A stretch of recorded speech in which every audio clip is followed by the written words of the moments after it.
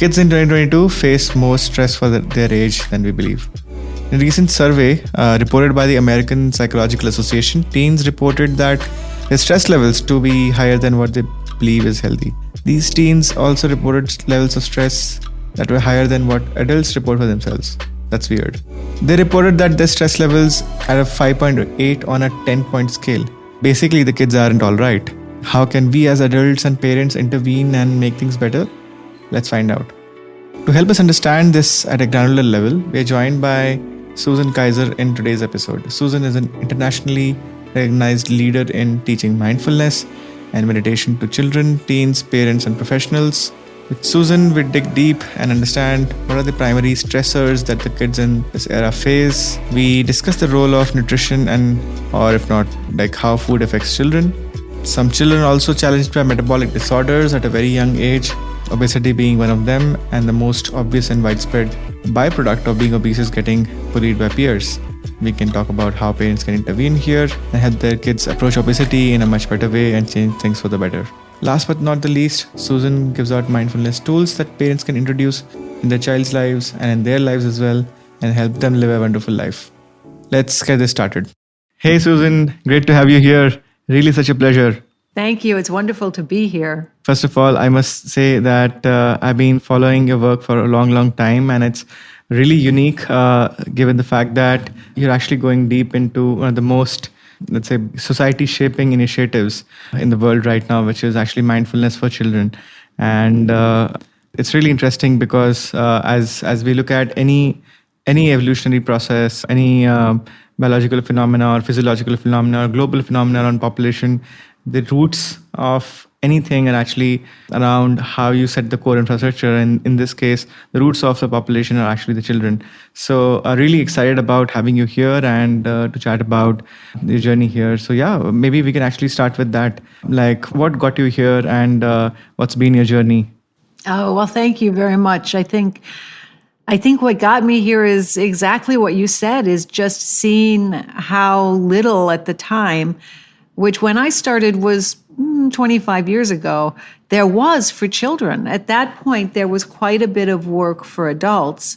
But when people were talking about mindfulness or meditation or awareness practices for children, there was very, very little. And what there was somewhat religious in nature and somewhat jargony, spoken in words that even adults who weren't involved in serious study didn't really understand and saw as jargon. So being able to translate these practices and these techniques and these in the worldview of classical meditation practice for modern children in plain English was a job I was really excited about, because at the time I had two very young children who are now 30 and 28, so they're not so young anymore. But at the time I did, and I saw how meditation had helped me as an adult. I was a practicing lawyer at the time, and it truly helped me through a very difficult family health crisis, not me, but my husband, and also through the real stress of practicing law and being a working mom. So I just thought, this has got to help kids, and how can we translate this for kids? And that's how I started, and I continued practicing law for about 10 years. And then after my first book, I segued into training adults in working with kids full time. Wow. So the best way to actually do something is to actually test it in the closest loop possible, which is sometimes on yourself, sometimes on the people around you. And I think that's true for healthcare. That's true for, to some extent, what we are trying to do as well. But I think this is really fascinating because you observed a tool, a method, and then you actually optimized it for, let's say, for children, where the jargons needed to be removed, it needed to be simplified. And given that they are sort of like getting traction very, very early into their journey into becoming a person who's actually going to become mindful, getting started into that journey way earlier is something that has never been documented. Like if I read about the spiritual angle of meditation on mindfulness, all the stuff that I could actually read about, my understanding is limited, but whatever I've read about is actually for adults and nothing as much for children, apart from maybe some embedded concepts in religion. So how was that like adaptation journey like? Like what concepts did you test And were there any, you can say, early revelations, shocking findings that you could share? Well, I think, and it's something when I talk to parents and when I talk to teachers and I train them, working with kids in mindfulness and meditation isn't the same as teaching them how to play the piano, for instance. You can bring in an outside piano teacher to teach the kids to play the piano, and that's all you really need. But when you are trying to create some sort of a transformation in the way of being in the world, in your home, it's very, very important that you do it yourself too. You don't need to learn to play the piano yourself, but you do need to internalize the experience of mindfulness, because that's what mindfulness and meditation is. And it's an experience that we then later understand. And when we can approach it that way, whether it's the experience of awareness, whether it's the experience of compassion, whether it's the experience of wisdom, whether it's the experience of joy, if we can experience that first, and that's usually an aha moment. When you asked about the aha moments, that's it. When you recognize those aha moments that happen every day, especially with kids, where your child is completely absorbed in watching a snail kind of walk on a rock. When you prioritize that experience, rather than talking about the experience, but the experience itself, and after that, sit back and understand it and intellectualize it, that creates a huge shift in just the way of being with your kids, the way of seeing your kids, the way of elevating their experience, and in so doing, elevating your own. Yeah, I think the last line that you just said, it's really interesting because you're actually dealing with really creative individuals. They're creative by design. In some ways, they're free by design, right? I mean, they haven't yet formed, in some ways, their control systems in their life. And awareness for somebody who's, let's say, relatively more free is going to be a totally different design system. Yeah, that sounds like fun. In a challenging way, for sure. Observing that and No, that's key too. It is fun. It is fun. And I think so often the playfulness of childhood, we just program that right out of them. They are born with awareness. They're born with compassion. They're born with wisdom. They're born with joyfulness and playfulness. Yeah. And we just train it right out of them. And so if we can sort of step back a few steps and allow them to have their experience and then allow ourselves to have it with them. It's fun. It's fun, it's playful, and it's helpful. And it is also very helpful to them in how to navigate their lives. I can see that, like, in a way, you're actually creating a bridge between how adults actually think and how children actually evolve. So essentially the same organism, it's the same person, but two different brains, two different mindsets. And there's no reason why they can't have a similar life experience. And this is really, really fascinating. Given the fact that this is so novel, this is so, you can say, new in terms of the impact that you could create, also being massive. But let's talk about a specific, set of observations. Like, for example, with children in general, what would be some of the modern stressors that you would have observed? Because what I've observed generally is that the ripple effects of a new generation are almost instantly visible in children. Like the boomers, you would see an effect. Maybe like they're not early adopters, right?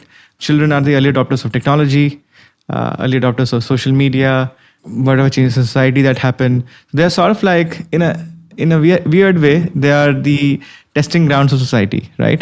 Because whatever good or bad happens in society, it sort of like reflects on them. And so the modern problems that you would notice would also show up pretty much with children, or the modern challenges, right? So what would some of those observations and challenges be? One of the ones that I think is right up top that I see is anxiety, because there's regulation and co-regulation that goes on between all of us. When I'm calm and settled, you sense that, and when I sense that you're calm and settled, I sense that. So we've all been in a situation where we've been sitting in a room having a nice conversation, and somebody walks in the room and the mood completely changes. So it's contagious. And so anxiety is so high now in parents and so high in teachers. And that anxiety is contagious. And when you talk about a ripple effect, there is this ripple effect down to the kids that then the kids become quite anxious too.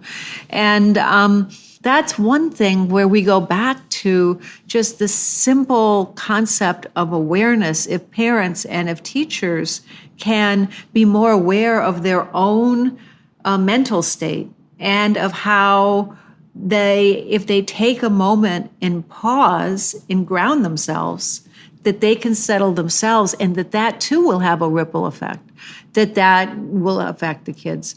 Also, we see a lot in a school context, especially with COVID, which has been so unbelievably difficult for parents and for schools, is the lack of kindness that tends to, and understanding among parents, between parents and teachers, parents not understanding that teachers are stressed out not just by their work, but they have families at home too.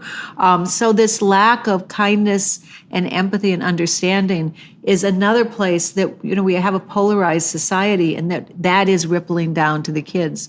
And again, there is a ripple effect in both directions. If the parents are just a little bit kinder, a little bit more understanding, then that has a ripple effect. It has a ripple effect on the teachers if they're kinder to the teachers, and the kids see it, and it has a ripple effect on the kids. So just really becoming aware of, the phrase you use, the ripple effect, and understand it's happening all the time in all sorts of different ways.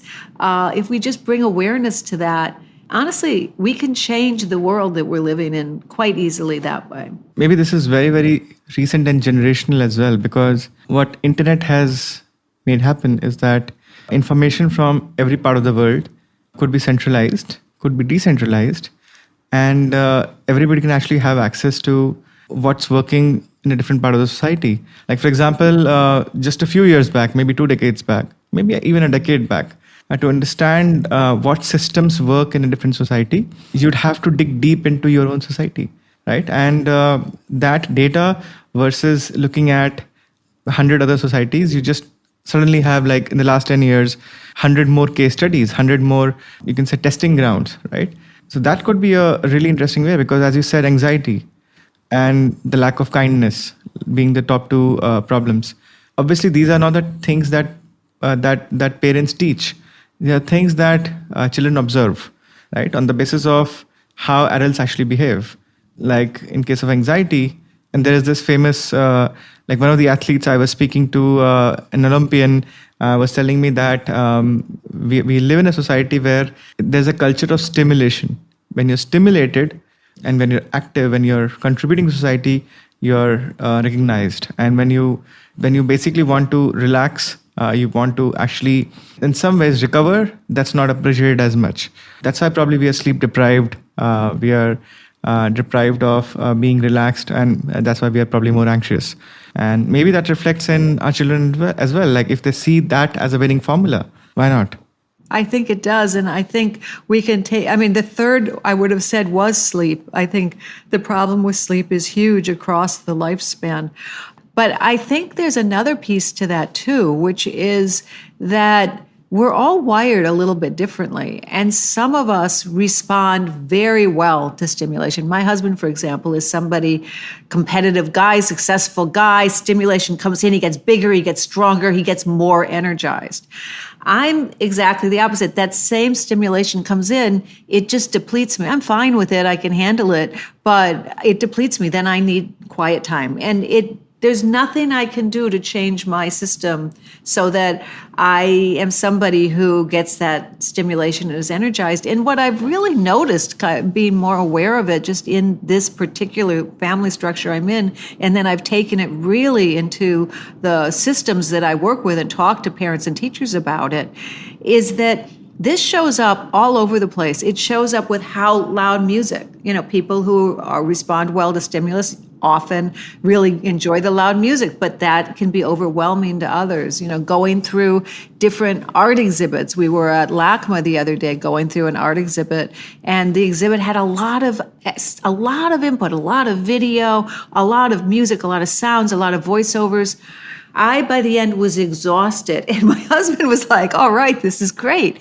Same experience, completely different wiring. So again, we're not going to be able to fix all these problems except to bring awareness to them and an understanding that maybe one of our children is a little bit more introverted, maybe the other one's a little bit more extroverted, and modifying the environment to support where they will thrive.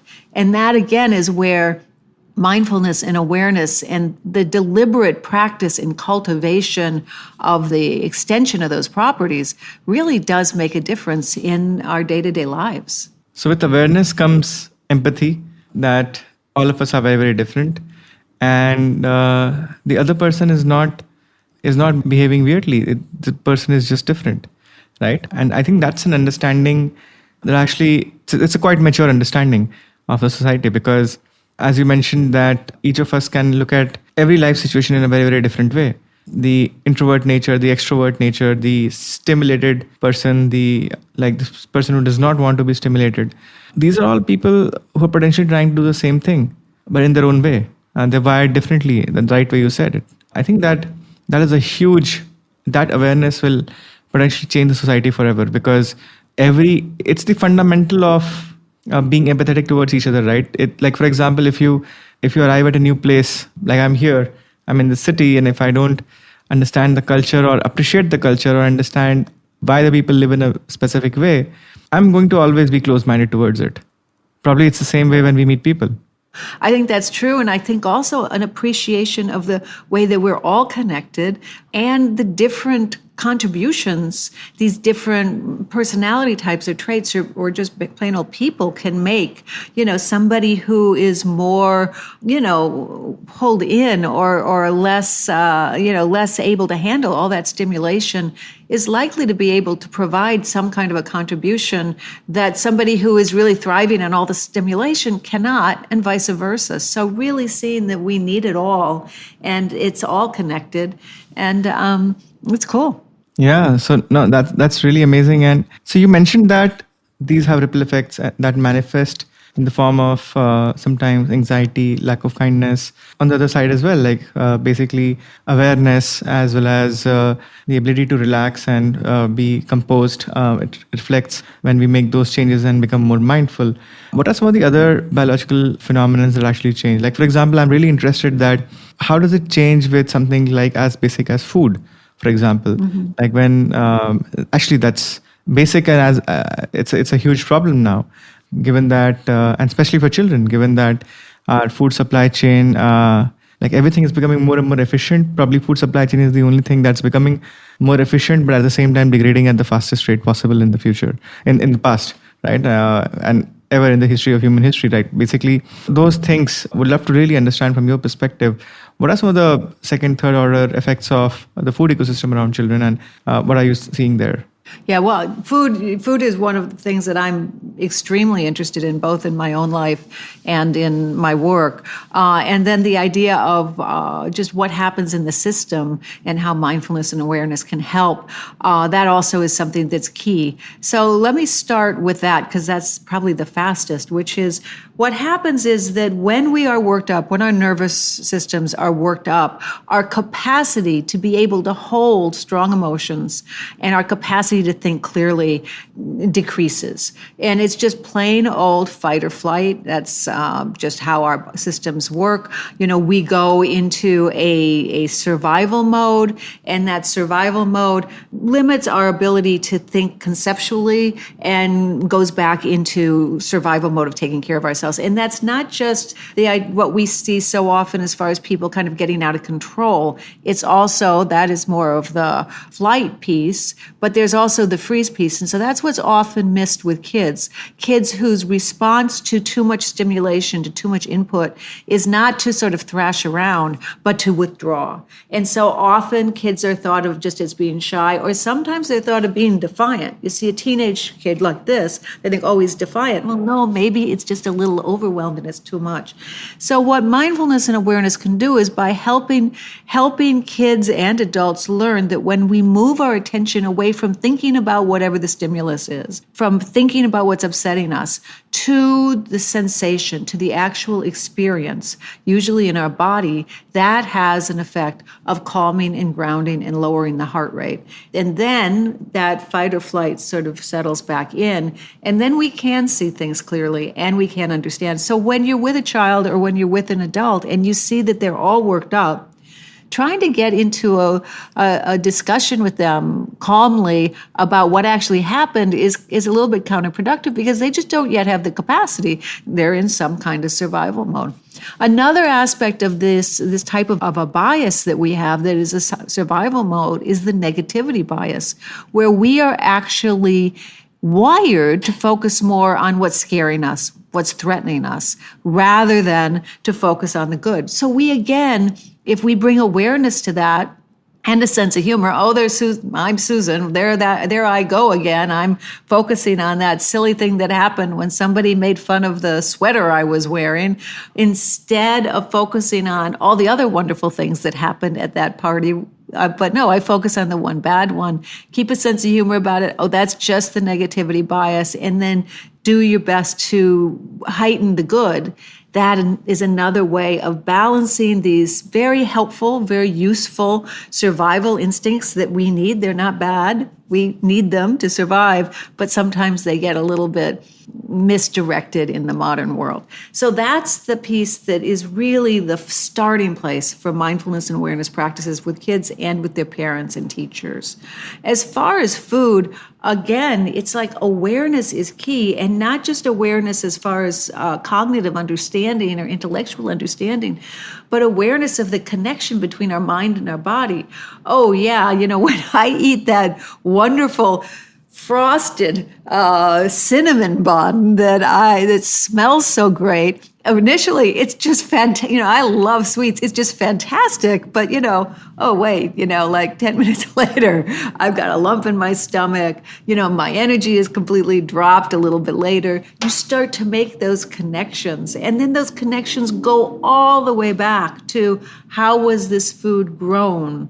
How was it actually brought to me? How was it processed? How many ingredients are in this loaf of bread, and how many of them can I pronounce? How many of them are ingredients that I can't even imagine what it looked like in the real world? And when you start bringing that level of attention to what you're putting in your body, everything starts to shift. So keeping, again, the idea around food and awareness really simple. It doesn't have to be complicated. We don't have to have a lot of rules. We just have to have common sense and awareness. I mean, does this look like anything?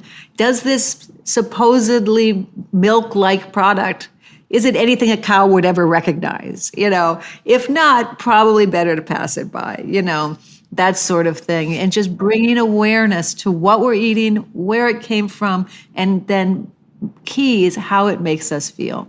Absolutely. I think this is probably one of the best ways to understand how we interact with our daily lifestyle elements. Like, for example, if you speak to anybody about diets, in this case, any dietary system out there, most dietary systems are restrictive.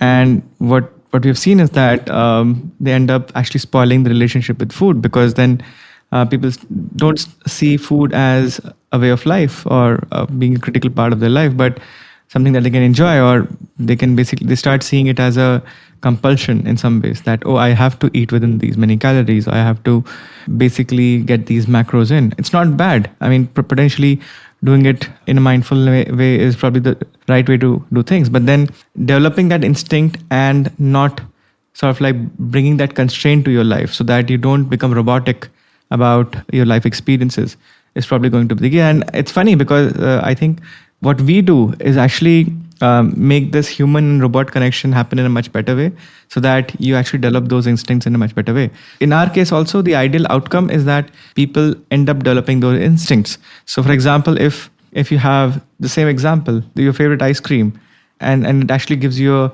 glucose spike and a glucose crash, now that is going to make you lethargic. Now the problem is that a lot of people do have the awareness, which is cool, which is amazing, right? But a lot of people don't as well. A lot of people don't understand what really caused this problem and to what extent.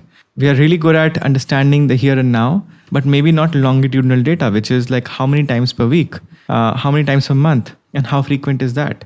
One of the biggest, you can say, discoveries that people have is not that they got a spike from an ice cream. That's actually quite predictable, right? But actually how many times they got it in a month. Maybe just making that from 10 times a month to 5 times a month and having the same experience or similar experience is going to change their life. And eventually develop that instinct yourself. Like, why do you need a machine eventually, right? I think that's a journey for a lot of individuals. No, I love what you're saying. And I'm a big fan of these wearables and the types of products that you're creating, because they do, if they're skillfully used and not used as, if they're skillfully used, then what they really do is they promote awareness, right? And really, awareness is the gateway to all transformation and all change. So these types of wearables will promote, oh, geez, I didn't realize that I did fill in the blank, or, oh, wow, I didn't realize that I have, walked so many steps today, just by being in the house. I didn't even leave the house, but look, I walked this many steps. And that kind of awareness, oh, geez, I didn't realize that I was in front of the computer for so long and I hadn't moved. So that building of awareness is fantastic. The other thing about food that I think is really key, and not just for children, but of course for children too, is just to bring back our love and our enjoyment of food, because it's, I love food. I look forward to what I'm going to eat every single day. I look forward to what I'm going to have for breakfast. I look forward to evening, but I really do love food, but I love clean food. I love food that isn't processed. So learning to love food and developing a relationship of really enjoying food that is pretty good for you. And enjoying it when you have a little treat that may not be so good for you, and building back that just true playfulness and fun and love for food in a healthy way, I think is really important. And I think it's really, really doable. I think what I really appreciate in this statement is that you actually used love as a way to find peace with something, right? For example, in case of food, if you can actually figure out the right balance in life, which comes with love sometimes, like you really look forward to it. So you will look forward to a better experience. And that better experience will come with finding cleaner options, finding options that are more sustainable for you. And not something that makes you feel terrible, right? What you learn in life and what you learn in maybe eating your favorite food probably is the same thing. So that's really, really, really interesting. Do you see, especially in children, some of the aspects of, given the fact that the child obesity is a mega disaster in making, and it's a mega crisis, issues like eating disorders, and given that our definition of how we look at food is changing, given the processed food industry and the convenience that we want to associate with the food, how do you actually, what's your approach towards solving some of those or interfacing with some of those when that happens? Yeah. Well, a lot of it is parent education, because again, the parent anxiety in some cases, or the parent lack of education, just again has a ripple effect on the children. It makes the children feel something things are being taken away as opposed to things are being offered to them. It makes them nervous because they see that their parents are nervous. And then also, I was raised in the Midwest of America. I was born in the 1950s. I mean, food was love. And that was what it was. My mother, baking was huge. White flour, sugar, butter, sometimes lard. And that was their way of showing love. So you start to connect that really, really early on. And food is love is a fantastic thing, but the food that you're giving your children can still be an expression of love, and it can still be delicious, but be healthy for you. And so the parental awareness around that, giving kids lots of choices, lots of delicious choices that they can choose from that are good for them. But there's another piece again is the awareness piece. So, there have been different programs that I've done around mindful eating where we created awareness meters specifically for food. So something like a fullness meter. A fullness meter is where you kind of get a sense before you're going to eat, am I full? How do I feel? So you build awareness of, am I eating just eating, or do I feel full? And then am I going to eat? So a fullness meter, a taste meter. How does this feel? How does this taste? So really starting to take things apart in a fun and playful way to bring awareness, not just to what you're putting in your mouth, but how your body is feeling. Because that is really the key to so much of the meditation or awareness-based approaches to life, is just really making the connection between your mind and your body and seeing in real time how your mind changes your body and your body changes your mind. And so really bringing awareness to how full I am. Does this feel good? Does this not feel good? That sort of stuff goes a long way to helping kids regulate themselves. Wow. This is really cool. It's almost like what we're trying to do by machines. If you can develop that instinct very, very early, probably that's even way more powerful. You have the ability to, if you can develop your own instincts and your own muscle memory around what's good for you, there's a very high chance that you'll end up making the right decision. So that's really, really cool. And I think I'm glad that you mentioned that this is actually work for parents, given the fact that they are the ones who are actually molding or shaping, or children are observing their parents to understand how the world around them actually works. And there's a very high chance, by the way, that, there's a 99% chance that the podcast will be listened to by the parents, of course, or potential parents. So I would love to ask you your one hack for the parents, like let's say the easiest thing that a parent can do every day to actually get started on this journey of mindfulness. Oh, it's tough. It's tough. But if I had to choose one, it would be something around appreciation and gratitude. And the idea of working with your children or carving out some time every day. It could be just before you leave the door on the way to school. It could be in the car, driving carpool. It could be around the dinner table. It could be at night, where everybody just takes a moment and says something that they are grateful for today. And being careful that that doesn't turn into everybody just saying the same thing every night and it becoming rote. But really, what is it right now that happened today that I'm grateful for? Because again, going back to this negativity bias, we are kind of trained to focus more on the bad things as a survival instinct because we can make them better and we're to take care of ourselves. But in so doing, we miss out on the countless good, the countless things that we can appreciate. And so if we put a little more effort into bringing awareness to what we can appreciate, since we're already wired to be aware of what we're worried about, that can actually balance out our perspective and our worldview will be a little bit more accurate. But if you'll let me give you another one, the other one I would give you would be just as you're leaving the house with your children, or again, find one time during the day just to take a pause.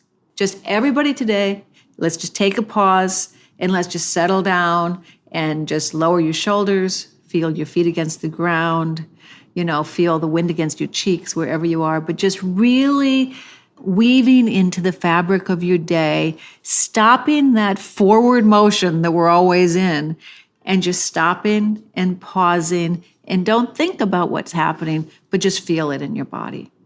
And those brief moments of awareness that interrupt your forward motion, they add up, and you start to see a difference in how you feel and how you respond to conflict and to crisis. Wow.